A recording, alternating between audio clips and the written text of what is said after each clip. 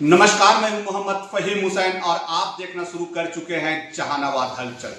बिहार विधानसभा चुनाव को लेकर जहानाबाद शहर की बात की जाए तो यहां पे कुल 11 प्रत्याशी चुनावी मैदान में हैं और सभी प्रत्याशी अपनी अपनी जीत की दावे पूरी कर रहे हैं। और इसी वक्त मेरे साथ मौजूद है गरीबों के मसीहा, गरीबों के हमदर्द कहे जाने वाले निरंजन केशव प्रिंस जी। हम इनसे जानने की कोशिश करेंगे कि क्या चुनावी माहौल है और एनडीए समर्पित जेडीयू प्रत्याशी चंदेश्वर प्रसाद चंद्रवंशी चुनावी मैदान में है और उनके साथ लगातार जनसंपर्क में जा रहे हैं निरंजन केशव प्रिंस जी। तो तमाम बातों को लेकर हम इनसे बात करेंगे। सर, सबसे पहले आपका हमारे चैनल में स्वागत है जी। आपका भी धन्यवाद और आपके दर्शकों को भी मेरा प्रणाम। लगातार आप चुनावी मैदान में जा रहे हैं सर, क्या माहौल है? देखिए, मैं नीतीश कुमार के नीति और सिद्धांत को मानने वाला हूं और उनके विचार को मानने वाला उनके कार्यकर्ता हूं। मैं भी जहानाबाद से टिकट का दावेदार था। पार्टी के शीर्ष नेतृत्व में जिसको भी अपना सिंबल दिया, जिसको भी अपना प्रत्याशी बनाया, उसके साथ मैं तन मन धन से खड़ा हूँ। और चूँकि मैं चाहता हूँ कि बिहार में एनडीए की सरकार बने, नीतीश कुमार हमारे फिर से मुख्यमंत्री बने, इसीलिए मैं चंद्रवंशी जी के साथ खड़ा हूँ। और मुझे लगता है कि जाति पाति से लोग ऊपर उठ के, धर्म से ऊपर उठ के लोग तीर छाप को मुहर बटन दबाएंगे और चंद्रवंशी जी को भारी बहुमत से जिताएंगे, इसका मुझे विश्वास है। सर, बहुत सारे जो प्रत्याशी के रूप में दावेदार थे और आप लगातार प्रयास कर रहे थे, लोगों के बीच जाकर जनसंपर्क कर रहे थे, उन जो भी मदद होती थी, खासकर जाड़ा के टाइम कंबल वितरण या कोई आपके दर से आप पे आते थे तो उसको खाली नहीं जाने देते थे और आप बहुत ही यहाँ से दावेदारी आपका मजबूत था, लेकिन आपको टिकट नहीं मिला। ऐसे सिचुएशन में अक्सर लोग बागी हो जाते हैं और निर्दलीय चुनाव लड़ने लगते हैं, लेकिन आपने ऐसा क्यों नहीं किया? देखिए, समाज सेवा मेरा हॉबी है जो मैं करते रहूँगा और राजनीतिक पद पाना के कारण यह है कि मैं मजबूत रहूं तो अपने कार्यकर्ताओं के लिए, अपने समर्थकों के लिए, अपने विधानसभा के मतदाताओं के लिए अधिक से अधिक काम कर सकता हूं। इसके लिए मुझे विधायक बनना था, मुझे रोजगार के लिए विधायक नहीं बनना था। मैं ऐसा नहीं कि मैं बेरोजगार हूं और मैं विधायक बन जाऊंगा तो मुझे रोजगार मिल जाएगा। तो जब पार्टी की मजबूरियाँ होती हैं, गठबंधन धर्म की मजबूरियां थी, हमारे प्रत्याशी का जो सामाजिक समीकरण है जहानाबाद से, उसके अनुसार से एक टिकट मिलना जरूरी था। अत्री भी हम पार्टी को चला गया था जो पहले से जदयू की परंपरागत सीट थी, तो अत्री हम पार्टी के जिस जाति का मैं हूँ उसी जाति का उम्मीदवार वहाँ चितरमांझी जी ने दिया है। हमारे ही जाति से घोसी से भी अरुण बाबू का लड़का ऋतुराज चुनाव लड़ रहे हैं। हमारी ही जाति से अरवल से मनोज शर्मा जी चुनाव लड़ रहे हैं। एक लोकसभा में हम लोग के जाति से 3 उम्मीदवार बना दिए गए हैं, तो चौथा उम्मीदवार की गुंजाइश कदापि नहीं है। इस समाजी समीकरण का ख्याल रखते हुए एक तो अति पिछड़ा समाज का टिकट मिलेगा ही, तो चंद्रवंशी जी जहानाबाद के विधायक के प्रत्याशी हैं और सारे लोग मिल करके, अगर आप पिछड़ा है, कोई लड़ाई नहीं है, कोई धर्म की लड़ाई भी नहीं है, सारे लोग मिलकर के विकास के नाम पर, शांति के नाम पर, नीतीश कुमार के काम के नाम पर, नरेंद्र मोदी के नाम पर सब लोग एक मुश्त होकर के वोट देंगे।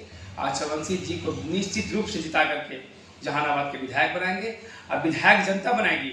और मुझे पूरा भरोसा है नीतीश कुमार उनको मंत्री बनाएंगे और जहानाबाद में जबरदस्त काम होगा। सर, आपने भूमियार की बात की, तो यहाँ पे कुल 3 भूमियार ऐसे हैं।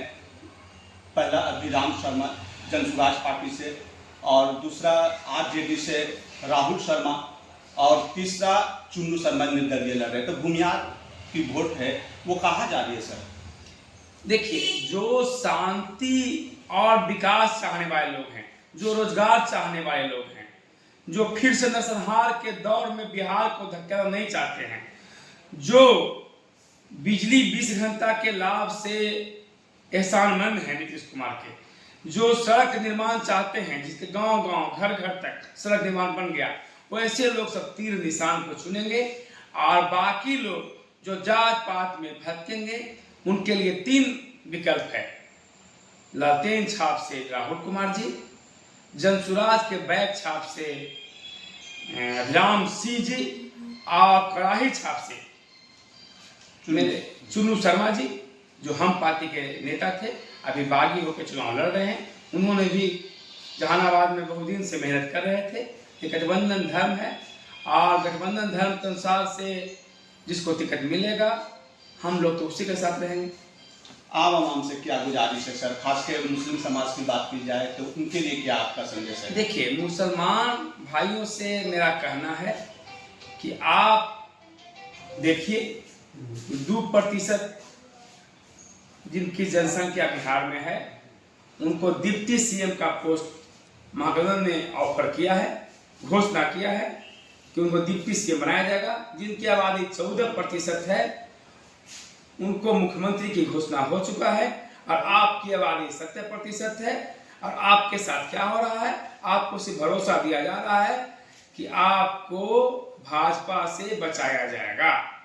अब आप समझिए कि नीतीश कुमार का 20 साल से यहाँ शासन है, तो आपके साथ कोई अनियमितता हुई है, आपको कोई दंगा में झोंका गया है, आपको कोई परेशान किया गया है? नीतीश कुमार ने आपका क्या काम नहीं किया? नीतीश कुमार ने बिजली बिल फ्री किया, क्या आपके लिए नहीं हुआ?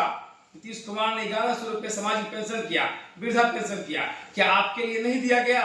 नीतीश कुमार ने महिला रोजगार के लिए 10,000 रुपया प्रत्येक महिला को एक घर में दिया है, तो क्या वो आपको नहीं मिला? कब्रिस्तान की घेराबंदी किनके समय में हुआ? भागलपुर दंगा जो कांग्रेस के समय में हुआ था, 15 साल लालू जी राज किए। ये भागलपुर दंगा के दंगाई सब राजद के लोग थे, लालू जी ने बचाने का काम किया। नीतीश कुमार जब 2005 में मुख्यमंत्री बने तो 2010 के पहले स्पीड तैयार करा के सबको जेल भेजने का काम किया। नीतीश कुमार ने आपके साथ सदैव ईमानदारी बरता है। आपको भी जब नीतीश कुमार आपके साथ खड़े हैं और उससे सेक्युलर नेता हैं, धर्मनिरपेक्ष नेता हैं, तो आपको भी बढ़ चढ़कर नीतीश कुमार को सरकार के लिए जहां उनके प्रत्याशी हैं तीर छाप पर, उनको वोट देना चाहिए, उनको मदद करना चाहिए। आप देख लीजिए, कमरान साहब गोविंदगंज में विधायक थे, नवादा जिला में, वो टिकट आपको काट लिया गया। मलिक समाज से आते थे, मलिक लोग को एक टिकट नहीं मिला पूरे बिहार में, और उनके जगह पर अपने जादव समाज को, जो तुरंत आरजेडी में आए थे जदयू से भाग करके, उनको टिकट दे दिया गया। कौशल यादव को आपको कहां टिकट मिला? आपकी आबादी 17% और आपका विधायक 220 में मात्र 19, और आरजेडी से नहीं, सारे दल मिला करके। और आप जिनके आबादी 14%, जिसको लगातार आप लोग वोट देते हैं, उनका बिहार विधानसभा में 54 प्रतिनिधि। तो 17 ज्यादा होता है कि 54 ज्यादा होता है? और 19 ज्यादा होता है कि 54 ज्यादा होता है? तो 14% वाला का 54 और 17% वाला का 19। तो जब तक आपको भाजपा का भय दिखाकर वोट लिया जाएगा, तब तक आपको न सत्ता में भागीदारी मिलेगी और न आपका काम होगा। आपको नीतीश कुमार ने हर काम किया है। कब्रिस्तान की घेराबंदी नीतीश कुमार ने किया, और कब्रिस्तान का अतिक्रमण आरजेडी के लोग ने किया। तो आपको अपना भला बुरा का पहचान करना होगा, तीर चलाना होगा, तीर छोड़ना होगा। आपको न भाजपा से परेशान होने की जरूरत है, न राजद से परेशान होने की जरूरत है। आपका कब्रिस्तान का भी अतिक्रमण मुक्त नीतीश कुमार जी ने कराया है। आप भाजपा से 20 साल सरकार नीतीश कुमार चला रहे हैं, आपको कोई परेशानी नहीं है। तो आप सब लोग तीर छाप पर बटन दबाकर शैलेंद्र चंद्रवंशी को भारी बहुमत से विधानसभा भेजिए और विधायक बना ये आप मंत्री मुख्यमंत्री बनाएंगे हमारे मुख्यमंत्री जी। धन्यवाद। ये थे निरंजन केशव प्रिंस जी, जिन्होंने लोगों से गुजारिश की है कि आप लोग तीर छाप पे वोट देकर भारी मतों से विजय बनाएं। कैमरामैन धनंजय कुमार के साथ